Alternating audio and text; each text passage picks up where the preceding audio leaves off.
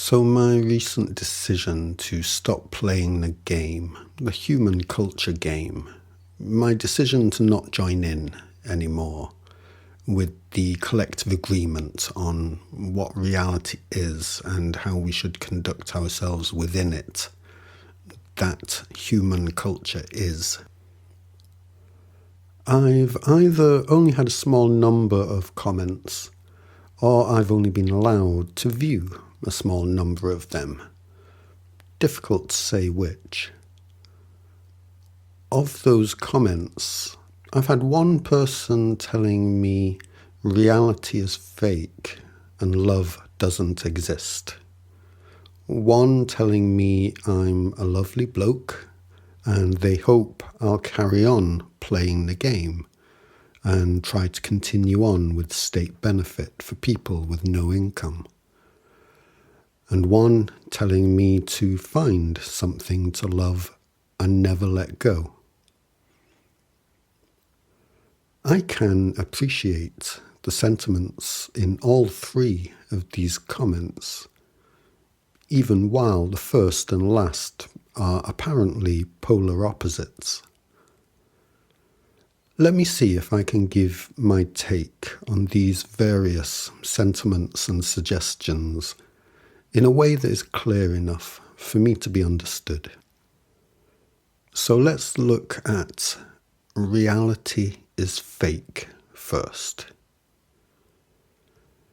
Yes, I can very much appreciate this sentiment, even while I admit that I've no idea which particular stance on the reality is fake concept the commenter takes. There are lots of different takes on the reality is fake idea, all the way from the belief in a simulated reality to the simple premise that we live in a world of lies, a culture of lies. And to try to explore them all in depth in a video would make for a very long video, perhaps unfeasibly long. So I'll just see if I can explain how I personally relate to the word reality for myself in the context of this discussion. For me, there are always, in reality, two sides to the coin of reality, with myself being the coin itself. For me, the one side of the coin is the simple and actual truth of what reality is, whatever that truth may be said to be, at the foundational level, and why it just won't stop happening to me. And the other side of the coin is the complex, high-resolution, and inevitably mysterious lived experience of reality from my specific point of view within it at any given time. When I say I'm no longer willing to play the game I am referring to is that of human culture, which I experience out here at the high-resolution lived experience of me being a human being. We can say that the human world is an illusion. We can say it is literally a simulation. We can say any number of complex, esoteric, and mysterious things about it, and have endless conversations about it that will never resolve into a definitive agreement between us, because infinite complexity of resolution is as infinite complexity of resolution does. As one who sees us all as eternal truth in iteration, I can embrace mystery and be genuinely grateful for it. because an eternity bereft of mystery would be an interminable and terrible thing. But I find I do this best when I feel I have some bedrock of foundational truth beneath my feet. For the eternal, having no mystery would be bad. But having nothing but mystery would be just as bad. So, for example, if the truth of my human experience is that I am living in an illusion, whether it be naturally occurring or otherwise, then, for me, that is my current reality. Yes? This is the simplicity with which I like to address this word, reality. If I really am in an illusion, then that is my reality. The reality that I am in an illusion. I had some vivid dreams this morning before I woke up. Were they real? Were they reality? Well, I really did dream them. And me dreaming them was the reality of my situation while I was dreaming them. This is how I relate to the word reality. What is happening to me is what is happening to me. What I am really experiencing is the reality of what I am experiencing. And this is pretty much all that ever concerns me at any given time. This is the thankfully ever-changing place I am forever making my choices from. And the reality I personally see myself as making choices from at this particular moment of my life is that of being in a world of beautiful, eternal children who do not know how to be cohesively kind to both themselves and each other at the same time. Because the entire human collective has no lived memory of ever doing this. As eternal truth in iteration, the oscillation of amnesia and remembering our eternal nature as the human collective is a long one. And we've been in this forgetfulness together for a long, long time now. We are beautiful children being cold and hideous to each other for reasons I can understand and do not blame us for. And no, I do not wish to play our hideous games anymore. Not from judgment of the moralistic variety, but from discernment. As far as I am concerned, I see too clearly how damaging our cultural games are to us to be willing to reinforce them with my going along with them. This is my reality from my POV right now. And this leads nicely into the comments I had about being a lovely bloke, and that the commenter hoped I would continue to play the game and continue to take the not so perfect love of state benefits. I can appreciate this comment, I can appreciate where the commenter is coming from. I can appreciate that he appreciates my presence. This is appreciated by me. It means an awful lot to me, actually. But we have a difference of perception here that is key. What he sees as the not so perfect love of universal credit, I see as pure malevolence. The pure malevolence of beautiful but terribly hurt, blameless children. And the malevolence of hurt and blameless children should not be underestimated.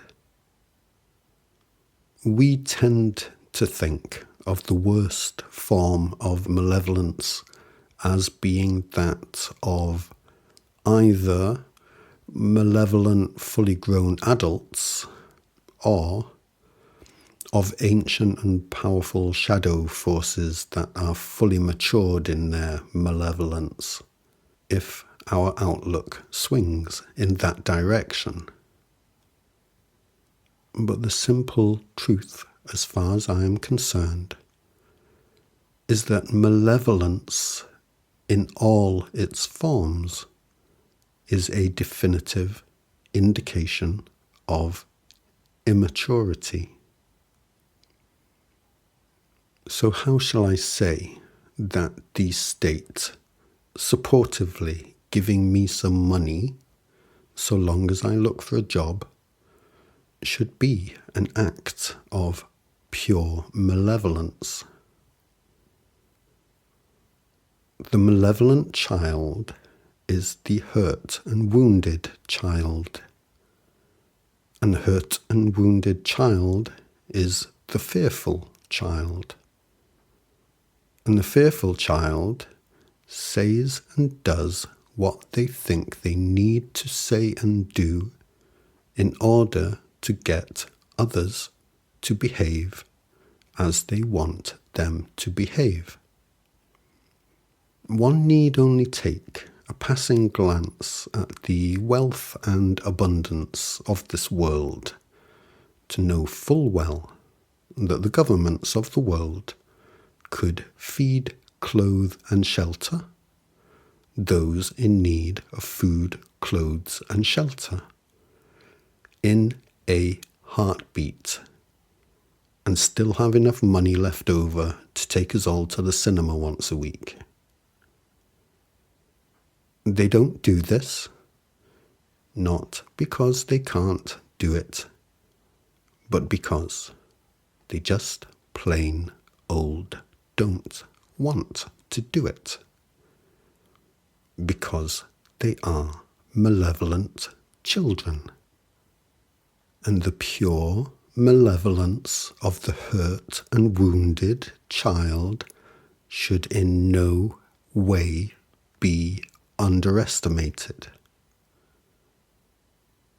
When the malevolent child says they will do something kind for you, so long as you do this one simple thing for them, the malevolent child is not at all, in any shape or form, being kind.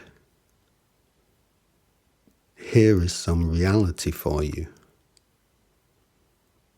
They have their reasons for whatever help they offer you, and their reasons are purely malevolent. Take a ride through these streets of Los Angeles, the streets of the poor areas and streets of the rich, for a simple and glaring snapshot of the pure malevolence of human culture and the game it plays. The game that it says is the only game in town.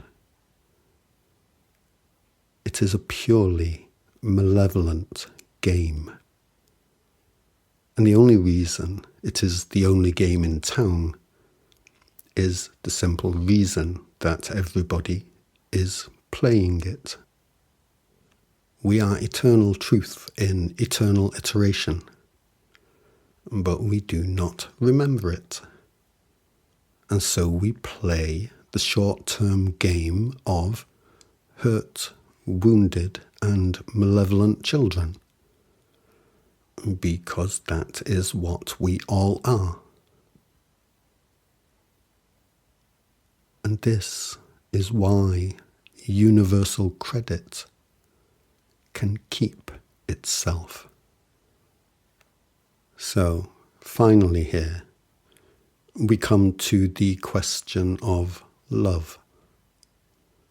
One of my commenters says it does not exist, has never existed, while the other says I need to find something to love, hold on to it and never let go.